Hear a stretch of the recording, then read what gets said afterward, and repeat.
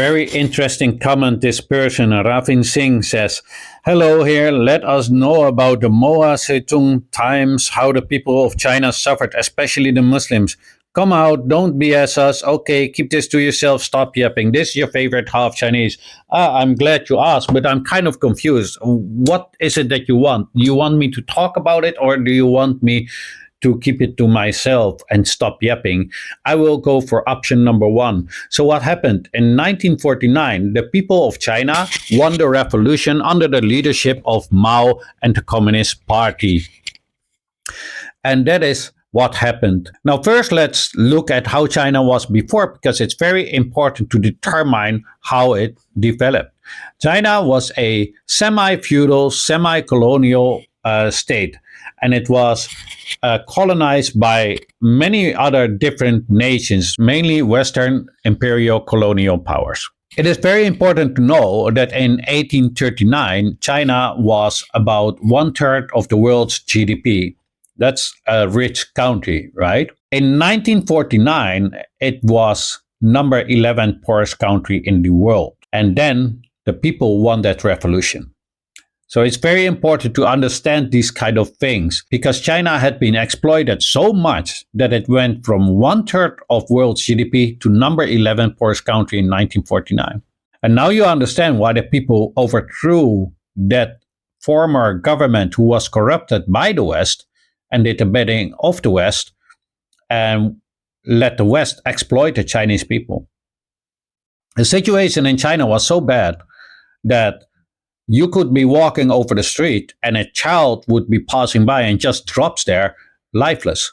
That was the real situation in China. The situation was so bad that the people would be eating tree bark of a tree. That is how bad the situation was in China. You could be sitting with your friend and all of a sudden he just drops there lifeless. That was the situation. That is why the people rose up. They said no more. And they fought a long, very dramatic revolution. And that is also why it's named the People's Republic of China, because it were the people fighting against the state, and the state was being protected by the Western powers. Overflowed with weapons from the West, training from the West, and also military actions from the West, supporting them. And yet they couldn't win from the people. What does that tell you? Anyway, so they won. And what happened? You would think that when we look at how the Western colonial imperialist powers are acting now, like when we see this thing happening in Syria, they are, yes, that's great, that's great. Oh, the people have freedom, right? It was exact freedom that the Chinese people were fighting for. But no Western country was standing there. Yes, the Chinese now have fought for their freedom. They finally are free. No. So you wanted to know what happened under Mao, because Mao became the chairman of the Party of China and the president, right? So instead of cheering him on and saying how brave he was and how good of a rebel he was, like they are doing now with that dude in Syria who still got 10 million on his head because he is a T-word. You all know what a T-word is. After it comes error and then ist. They instead did this. They started and waged an economic Cold War against China. Now, these words seems like minor things, but it's not. What they did was they put so many economic sanctions on China and economic embargoes that they were trying to isolate, successfully by the way. They isolated China from the entire rest of the world. Just imagine that. The people say, we don't want to be exploited anymore, we take back our own land, and the countries that are always talking about freedom and democracy say, oh, you want to have your own country back? We are going to isolate you from the rest of the world. And because of that, the Chinese suffered a lot of famine, and that is suffering. And also the Muslims were suffering because obviously the Chinese people and because obviously the Chinese Muslims in China live in China. So everybody suffered in China because of those detrimental sanctions and economic warfare waged on the Chinese people. And notice how I say Chinese people, I include the Muslims with that. Because the Chinese people do not differentiate between Chinese people, and all ethnic minorities are considered Chinese. And I know it's very hard to understand. I think that you coming from India, considering your name, especially hard to understand because of the caste classes that you are familiar with, and also the West with has capitalism, which automatically would produce classes like we have in our Western societies. But the Chinese don't like that. The Chinese are, even if you are a Muslim, a Buddhist, or whatever, you live in China, you have Chinese nationality, you are Chinese. There's no differentiate. And that is why they will say a Chinese Muslim or a Chinese Hui, which is another Muslim ethnicity, or a Chinese Uyghur, or a Chinese Tibetan, or whatever of the other 56 ethnic minorities in China. They always will include them with being Chinese. That's a little bit different than happened in the West, where in the West, you are like in the Netherlands, I am just Chinese, although I'm half Dutch. I'm still seen as a foreigner.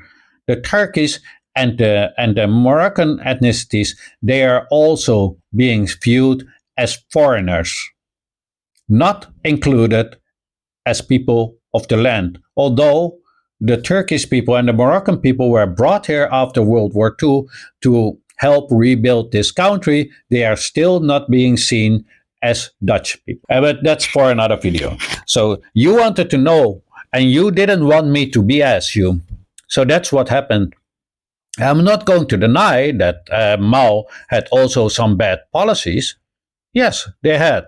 But the main thing that made the people suffer was this. And this is the same thing. And now I want people to start to think this is the same thing that these exact powers are still doing today to the people of Cuba, to the people of Venezuela, to the people of North Korea, and they did to the people of Syria. Because that is a Western strategy to suffocate those people of a country so they get so miserable that they will rise up against their government. But what happens when you rise up against your government? Blood will be shed. And when that happens, they are going to point a finger at that government. And when there's famine, they will point a finger at that government and say that government isn't right. Or in the case of communism, they will use it as a thing. Oh yeah, communism doesn't work because you see they have famine, while they are the root cause of it. And I hope dear Singh, Mr. Singh, I believe it's a male picture. I haven't really looked at it, but if you're not a male, then I apologize. I hope this was useful for you, and I hope that you will stop accepting Western propaganda and just start to dig in. Because the suffering imputed on the Chinese people, especially during 1839 all the way until 1949, was also the suffering of the Indian people in India. Because they destroyed India so they could set up all these opium farms to poison the Chinese people. And that was a main thing that destroyed a lot of the economy, if not all, of India, and also broke their culture. And you should start to think about that instead of consuming their falsities, and examine your own media, because I can tell you straight away, your media is under real influence of the Western media. I hope you will appreciate my effort for making this video for you to explain this to you. And don't worry about the Muslims in China. I would rather be worried about the Muslims in India. The Muslims in China are well protected and are doing much better in many ways than the Muslims do in Europe, where I live. Because if you look like a Muslim in the Netherlands and you drive a nice car, you probably are going to be stopped by the police. It won't happen in China. Anyway, just stop consuming Western media. It's not real media, it's propaganda. And that is my Christmas gift to you, my dear friend, who is more precious than a wish fulfilling jewel. For all of you who are more precious than a wish fulfilling jewel, please have a nice holidays, even when you're not a Christian like me. You can still enjoy the. That was it. I have nothing to say anymore. Otherwise, this person will tell me that I was starting to yap and he doesn't like me to be yapping. Please like, share, and if you have not yet, then follow. This was your favorite Half Chinese. And as always, have a great day and great holidays.